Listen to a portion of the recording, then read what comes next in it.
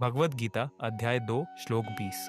हमारा जो शरीर है वह समय के साथ बदलता है। जैसे जन्म होता है, बढ़ता है, बदलता है जैसे ताकत, उम्र में बदलाव और समय के साथ कमजोर होता है जैसे वृद्धावस्था में और फिर समाप्त हो जाता है। लेकिन आत्मा इन सभी बदलावों से मुक्त रहती है। शरीर की उम्र बढ़ने या मरने से आत्मा प्रभावित नहीं होती। आत्मा सदैव स्थिर रहती है, वह बूढ़ी नहीं होती। ये हमेशा एक जैसी रहती है। आत्मा की पहचान उसकी चेतना से होती है। चेतना का मतलब है हम सोचते हैं, महसूस करते हैं और जागरूक होने की जो क्षमता है। जब हम किसी चीज को समझते हैं या महसूस करते हैं तब ये चेतना की वजह से होता है। आत्मा का अस्तित्व और उसकी उपस्थिति इसी चेतना से साबित होती है। आइए इसे एक उदाहरण से समझते हैं। सूरज हमेशा आकाश में होता है, लेकिन जब बादल उसे ढक लेते हैं तो हमें सूरज दिखाई नहीं देता, लेकिन उसकी रोशनी फिर भी महसूस होती है। इसी तरह आत्मा हमेशा हमारे अंदर मौजूद रहती है, लेकिन जब हम अज्ञानता या भ्रम में होते हैं तो हम अपनी असली स्थिति को नहीं पहचान पाते। अज्ञानता की वजह से हमें अपनी आत्मा का सही ज्ञान नहीं होता।